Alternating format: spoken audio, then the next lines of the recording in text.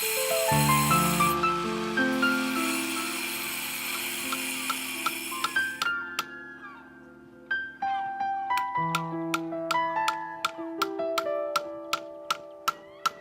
good morning. Welcome to my workshop. A place whose walls are made of sun, sea breeze, smells, noise from the power tools of the fishermen who are repairing their boats. Because this is the place where fishermen come and repair their boats. And they've invited me to share their place because they knew I didn't have a workshop of my own. And I've known some of them for many years. I consider them my friends. And they've proved to be.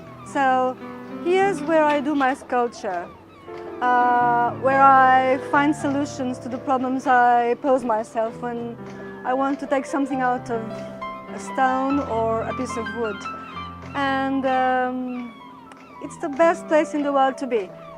The only disadvantage, well, there's plenty of advantages, and one of them is that they always invite me for lunch, and here is served the best fish in the world. So, as you can see, I'm a very lucky person.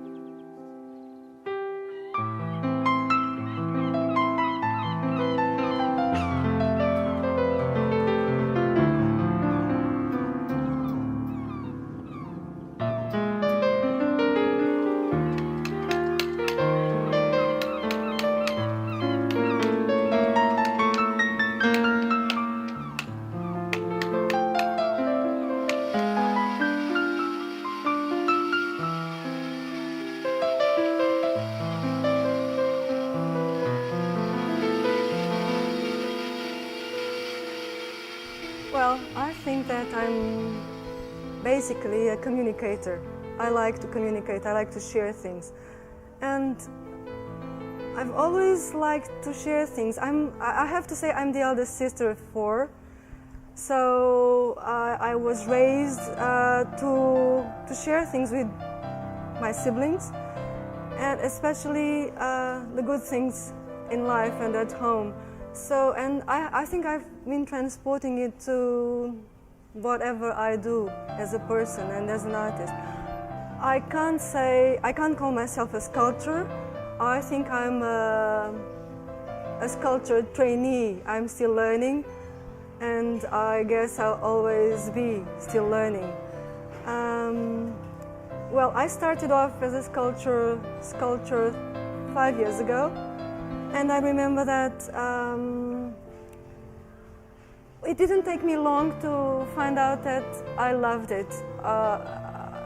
It was basically the first thing the first piece I did was a big bird, and I loved doing it. And I did it in some materials, different materials. I used stone, I used wood, and I used something that I don't think anybody else does, which is bougainvillea leaves, and I use them as a covering or a coating for my piece, and I think it was amazing. Apart from that, where do I take why do I do it? Why do I spend my time, or some people would say waste my time, or use all of my free time and not only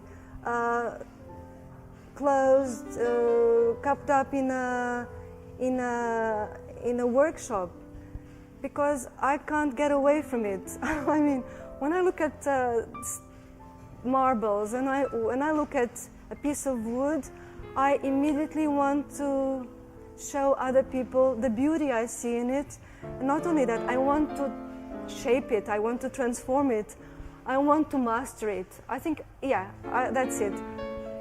The two things that come together is my wish to master things and then share them, and share the beauty I see in them. And by beauty, I don't mean it's got to be pretty. I mean it's got to have a soul. And I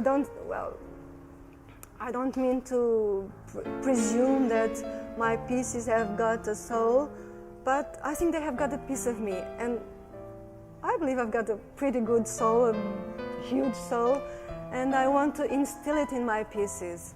Apart from that, I live in a wonderful region of the world. I live in Portugal, I live in Setúbal, by the sea, by the river, by the mountains. We have a fantastic diversity of birds and sea life and wildlife and greenery. And we have one of the most beautiful lights in the world. It changes throughout the day and the seasons, but it's always amazing and magical. And I think that all of that comes into my pieces. All of that comes into me, so it comes into my pieces. And well, that's the reasons why I do it. What are my materials? I use marble from Portugal. We have some of the best marbles in the world. And I use woods from Portugal.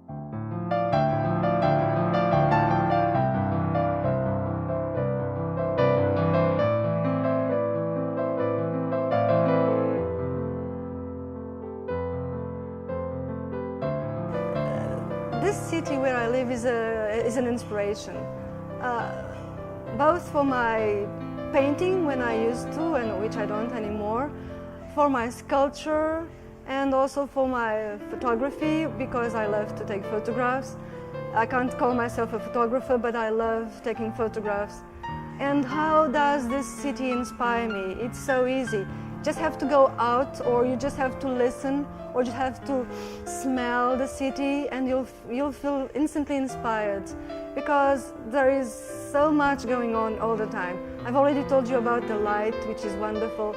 I could tell you about when I go, well, I live by the sea, and I have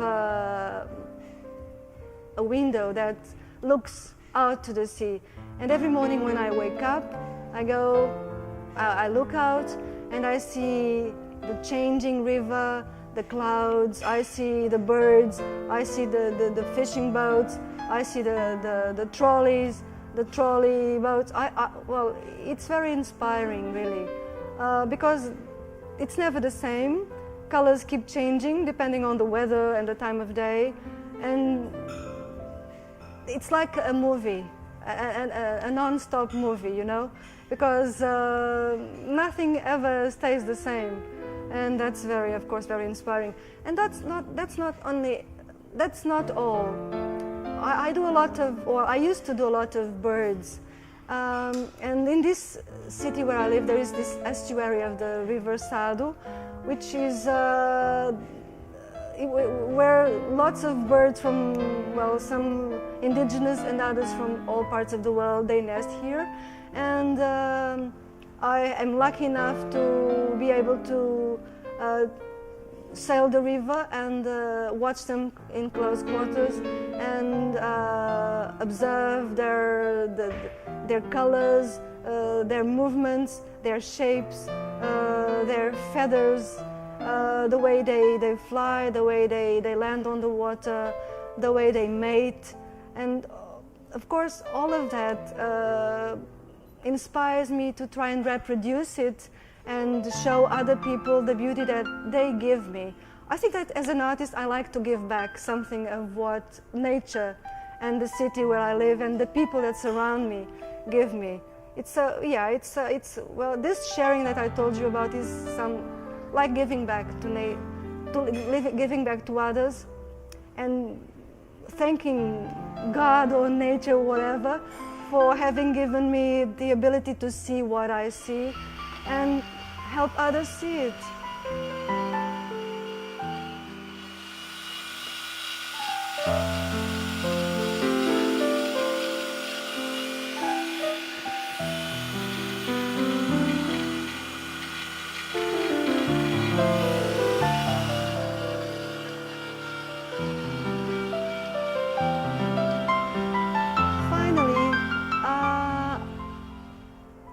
This is a win-win situation, because when I give something to others, I also get something back. And I don't mean their feedback, I mean from sculpture itself, from the process. People ask me, when you finish a piece and you sell it or give it away, don't you miss it? Aren't you sorry to see it go? And I keep saying, no, that's in the past. I keep thinking of what's coming next. I keep thinking of my next piece. I'm never sorry, never, to sell a piece or give it away. I prefer to sell them, of course, for obvious reasons. But I'm never sorry to see it go, because when one is done, there's a million others struggling to come out, struggling to have my attention, and to get me to find the right materials to give shape to them, you know? And what does sculpture give me? It gives me this possibility of creating, and in 3 dimensions. And it gives me also the possibility of working hard. I'm a sucker for working. I love working. I'm a sucker for work. I'm one of those people who can't stand still, who want... if I have some free moments, of course I'll pick a book, but I'll never waste them just, I don't know. And I have to keep doing things, I have to keep learning. And with sculpture, I have learned so much about myself too.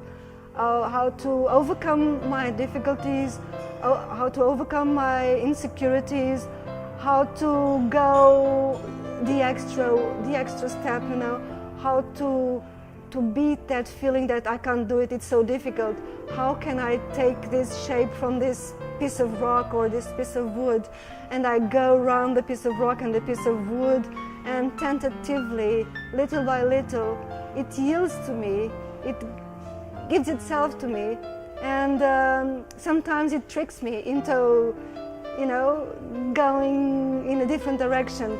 And there is this dialogue between me and the materials, and the tools that I use, and I don't need anything else in the world. When I'm doing a piece, I'm at peace, and that's amazing.